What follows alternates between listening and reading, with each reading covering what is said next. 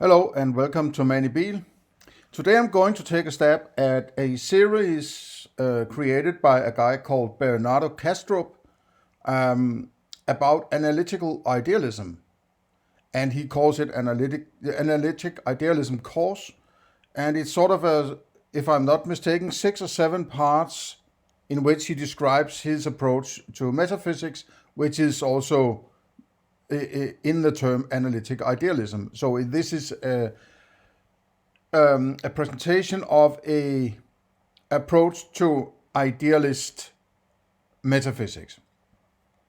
And to a large extent, I agree with the fundamentals of what Bernardo Kastrup presents, but there are also some huge discrepancies or huge disagreements, and I will try to, let's say, present where I think he goes wrong according to the best of my approach to these things. And what is particular about, I would say, Bernardo Kastrup, he's the most outspoken at this present time that I'm aware of the idealist approach to metaphysics, right? So he's very, there's sort of two guys that I have in my sort of view when it comes to this kind of understanding of the world or understanding of the experience. The other guy is Donald Hoffman, but he has a more sort of scientific approach to how to get to an understanding of this. So he's trying, Bernardo Kastrup is the philosophical approach to this, and Donald Hoffman is the scientific approach to this, to metaphysics, you could say, right? And also, Bernardo Kastrup is a part of something called the Essentia Foundation, which is also the name of the channel on which this series is presented. And there's a website called essentiafoundation.org, in which Donald Hoffman is also one of the writers or the team behind what they are presenting there. And I would like to go through the presentation of Essentia Foundation before I dig into the presentation of the metaphysics in analytical idealism by Bernardo Kastrup, right? So what they write, or he writes here, it's in various, but there's the challenge, goals, way of working, editorial commitment, so on.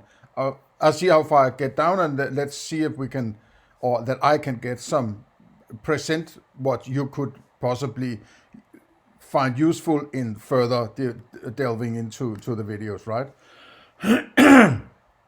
Okay, the challenge. We live under a materialist metaphysics. All that supposedly exists is matter, an abstract entity conceptually defined as being outside and independent of consciousness. This metaphysics is often conflated with science itself, even though the scientific method only allows us to determine how nature behaves, not what nature is in and of itself. Okay, there's a few things. This part there, we live, right? I don't think I know this is sort of a light-hearted, light presentation on a website about it's not deep, rigid philosophical.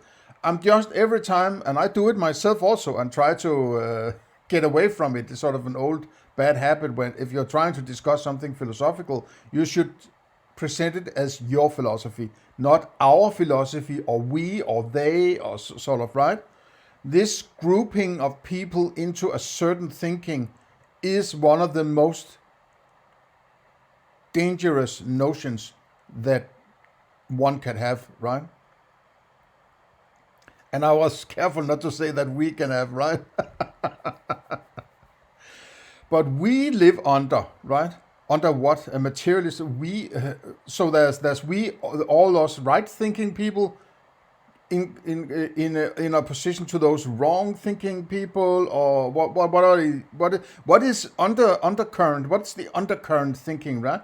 There's all this that is put between the lines, right? So it immediately I have this sort of sophist, alarms ringing, right? And I know I'm sort of, my sophist alarms are at 11 at all times, right? So maybe I might see some sophistry where there actually isn't that much sophistry. But we live under a materialist metaphysics. All that supposedly exists is matter and abstract entity, conceptually defined as being outside. We live under a materialist metaphysics. Yes, if you cut the crap and say, yeah, okay, there's a vast majority of people, in the best of my understanding, that intuitively work from what is known as a materialist metaphysics, that they are experiencing in the moment the actual world outside themselves somehow, right? Without realizing the inherent paradox in that thinking, right? It's just, I think it's evolutionarily, we have evolutionarily evolved to think that way, because if we don't, if it works and we don't challenge it, there's a larger chance that we're going to survive, right? If we think of it as being outside and it has been developed to be a representation of something outside, well, what's the difference between being a representation of something outside that is not the actual outside, or treating it as if it is actually not outside? Well, you would have possibly have a bigger success of survival all through the ages of, all the Paleolithic, the Stone Age hunter-gatherers, if they sat down and say, I'm not sure that's a saber-toothed tiger, I have to be, it's only an experience, it's not the real thing, well, then they are going to be tiger feet, right? So evolutionarily, it has been very advantageous to treat that which you experience as that outside itself, right? So, but because it's so inherent in the thinking, it's a sort of a dogmatic, implicit axiom that has become reality, so sort of say, right? So when people start to say, well, you're not experiencing the real thing, people are like, what the hell are you talking about, right? And I understand that. And I understand that this is what they are trying to illuminate in this first section here, right? Okay, let's head on. The mainstream cultural endorsement of metaphysical materialism became firmly established in the second half of the 19th century. Since then, however, its strength has been derived mainly from intellectual habit and inherited assumptions, not from clear reasoning, evidence, or explanatory power. As a matter of fact, over the past few decades, evidence has been accumulating in foundations of physics, neuroscience, and analytic philosophy that materialism is false. Okay, this term, false, I don't like, right? Because the foundations of what philosophy you need to do in order to talk about false is both metaphysics and epistemology, right? False is two kind of answers to a proposition. A proposition can be true or it can be false, right?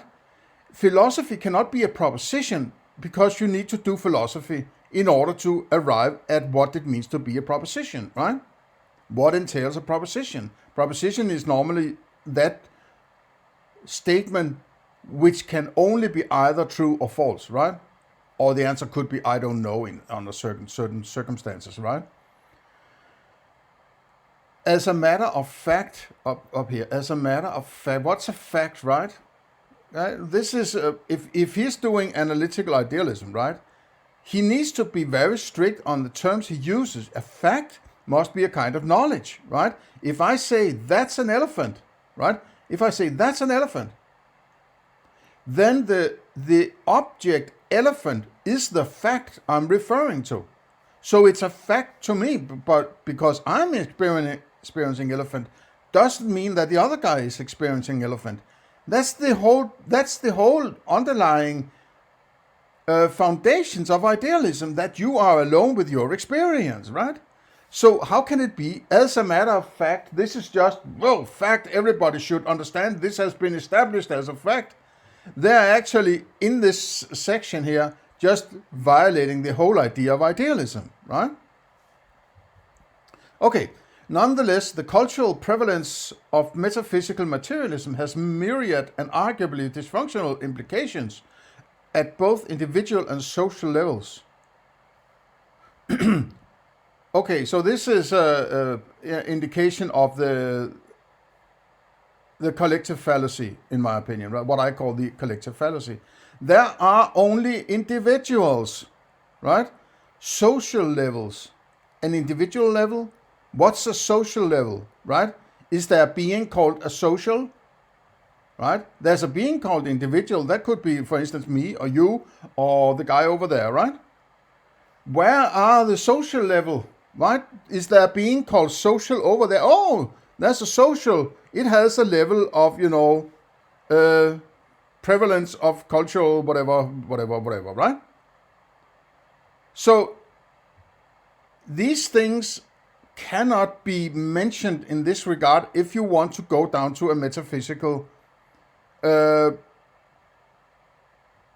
insight understanding before you present this, right? You can't go and say, I have done the metaphysics and I'm presenting it, and now I'm going back to present it to you so that you could get to the conclusion that I've already presented here before you have even understood my stance, right? It's sort of backward, the circular kind of reasoning in philosophy, right? So there's no social level. There is no social level. Where the hell is social? Well, what's the social, right? An individual, that could be a person. It has eyes, it has ears, it has a beard, it has a t-shirt, whatever, right? It has an ass, legs, foot, so on. What's a social? Show me a picture, for instance, of a social. It doesn't exist. So there are no social levels. It's all mental abstractions, right? So you're conflating categories, something that can be observed and something that can't be observed, right? So it doesn't bode well for good metaphysics, in my opinion, right? Okay.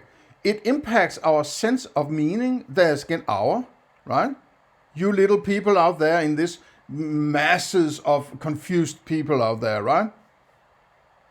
Sense of meaning and purpose, our value systems, all value systems, is that more than one? What are those value systems? That would be, it sounds like it's encompassing 8 billion people in the world, right? Would be nice to have some sort of clarification what he means about value systems. Is that communism, socialism, fascism, capitalism, all these isms? Is that what you are referring to? Our understanding of health, disease and death, as well as the way we relate to others, the planet, and even ourselves. And then there's some of these, the universe. Okay. Our goals. Essentia Foundation aims at communicating in an accurate yet accessible way the latest analytic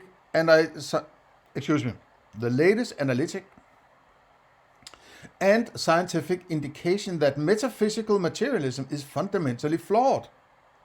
Indeed, clear reasoning and the evidence at hand indicate that metaphysical idealism or non-dualism, the notion that nature is essentially mental, is the best explanatory model we currently have.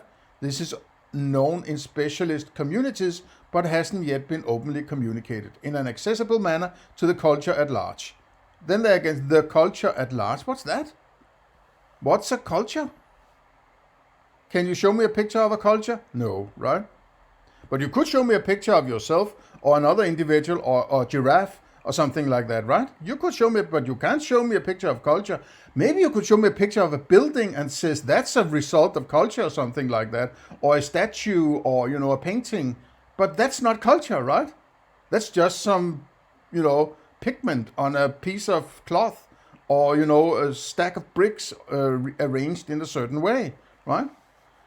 Essentia Foundation hopes to help close this communication gap. Okay, so there's this term up here called, where it says, the latest analytic. That's also sophist, right? It's sort of, oh, it's the latest. You might not have heard about it. It's because it's the latest. Therefore, you should listen because it's, the latest news that ticks in on the telex or something like that, right? Yeah, there's some scientists somewhere who have the latest news that you haven't heard, and therefore you should listen, right? It's sort of, it doesn't matter if it's 3,000 years old or it was thought up yesterday. There's nothing about being the latest that makes it more correct than others, right?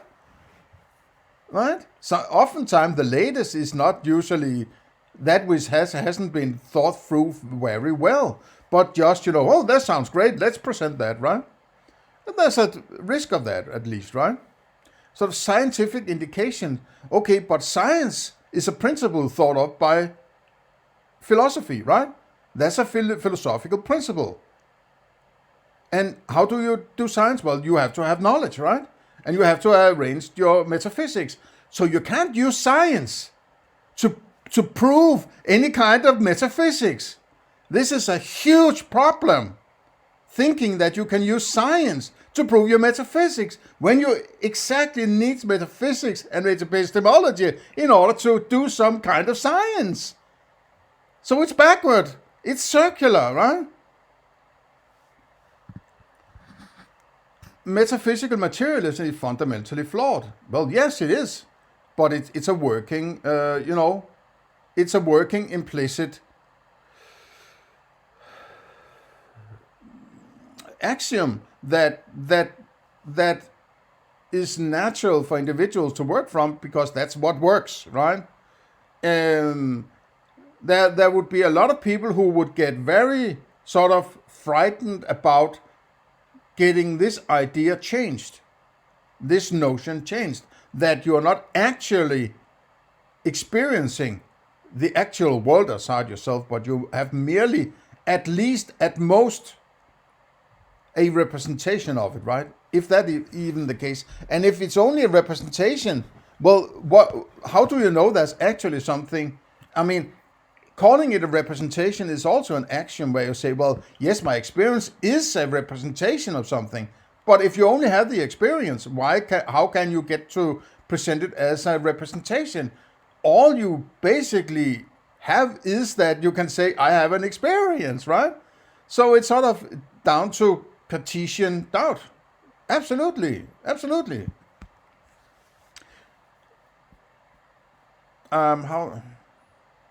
Although we acknowledge that analytic or scientific understanding in and of itself isn't life or behavior changing, only felt experience or knowledge by direct acquaintance is, in modern culture, the intellect is the bouncer of the heart.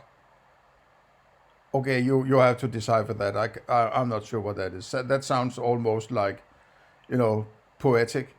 Therefore, we aim to create intellectual space and legitimacy for the notion that, at its most fundamental level, all reality unfolds in an extended field of mentation. Okay, so maybe you already get the notion that we are going to be enlightened in a way where Bernardo Kastrup is going to tell us that not only is your experience some kind of mind or mentation, but also that which your experience stems from is a kind of mind. So everything is mind. Your experience and that which your experience tries to present to you is also mind, right? Okay, now that's a big problem in my opinion. And I'm going to enlighten you further as we get into the presentation itself. Way of working.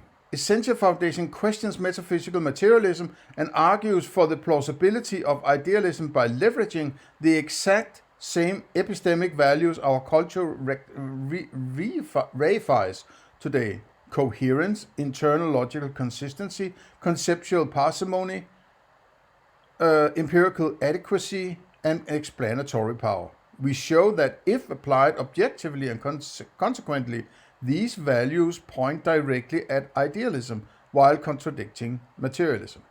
Well, that's a good way of approaching it, I would say, right? Operationally, Essentia Foundation identifies and helps to promote scientific and philosophical work relevant to metaphysical idealism or non-dualism. As such, we can be regarded as an information hub, strictly and thoroughly curated to weed out nonsense and pseudoscience for the latest development in science, analytic philosophy, and other areas of scholarly work with a bearing on our culture's metaphysical views. Our community of authors lists a growing number of academics, scholars, philosophers, scientists, and authors whose works are opening the way for a new, more functional, true understanding of ourselves. Okay, so they are on a mission, right? They are a kind of, missionaries. It's fine, I guess, right? There are also these universe, these supernovas or whatever it is, right? Oh, the universe. Oh. And these are also manipulated, as far as I know about these. They have been artificially colored to give a notion of color, right?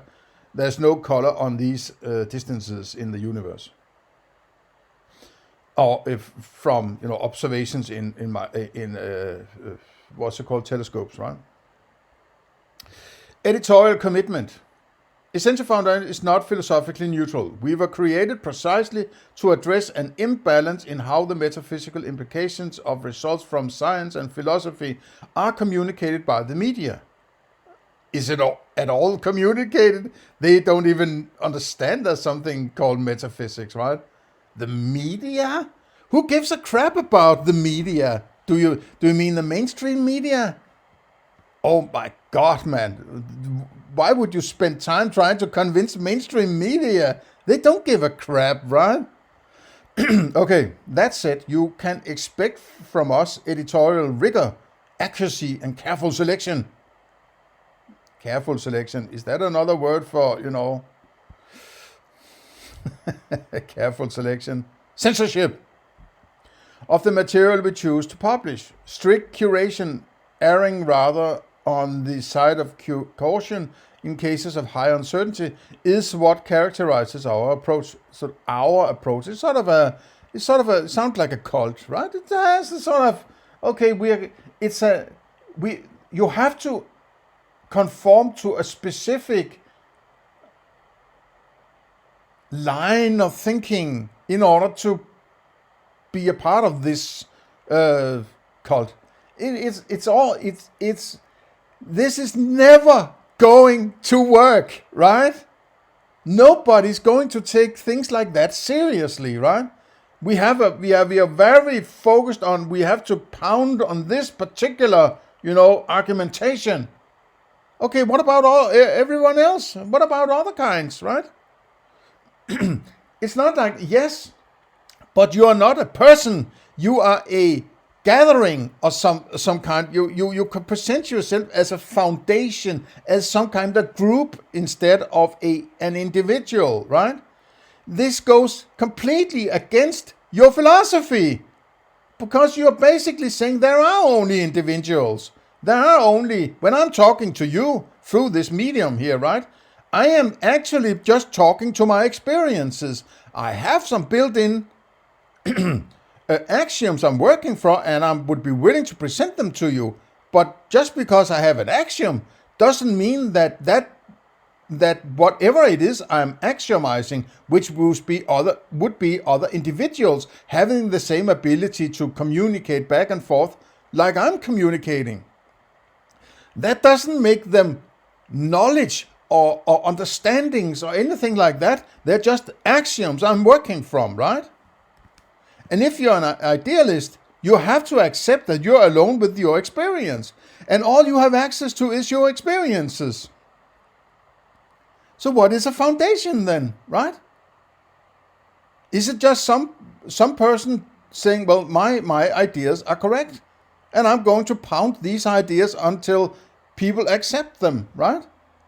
But it's just a very weird way of saying, well, we are all alone in our experiences, and then we have to make some sort of collection of people as if there's some extra stuff we can refer to a foundation, right?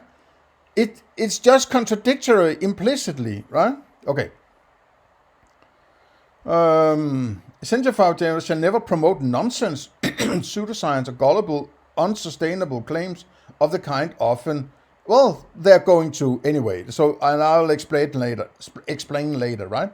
This is our firm commitment to you.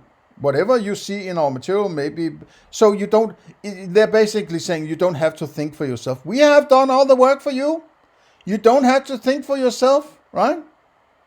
We can't just say we're presenting it and then it's up to you to decide whether, no. We have fact-checked and we have censored and we have done all, and you don't, there are no unsustainable claims, it's not gullible, there are no pseudoscience, there's no nonsense, and right? Bullshit, right? This is our firm commitment. Whatever you see in our material may be polemical, in the spirit that every major scientific or philosophical advancement has originally been polemical, but shall never be unsubstantiated, irrational, or deceiving. Why, just throwing words at me is not going to crack it, right? Irrational, what does that mean, right? Deceiving, what does that mean, right? There's all sort of philosophical advancement. What is that? How do you know that philosophy is advancing, right? It would entail that you knew all of philosophy that could be advanced too. There's sort of a consensus we are going to. How do you know there's a consensus? Well, you don't, right? A firm commitment, all this sophistry, right? It's sophistry. It's sophistic in nature. Okay, so let's see what kind. The team are those who are running those who are the main guys, right? Fred Marzer, he's a founder and chairman. Then there is Evert Groip, non-executive director, and Professor Jan van der Graaf, not Van der Graaf generator, but Van der Graaf, non-executive, and then Bernardo Kastrup himself. He's a PhD squared, apparently. As far as I understand, he has a PhD in computers and a PhD in philosophy. Executive director, okay. And then there are all sorts of academics, right? There's a professor, PhD, professor, PhD, professor, MD, PhD, UFC, whatever, right? Professor, PhD, Professor P.S. Donald Hoffman, the guy I mentioned before. He's actually a decent fellow, right? He's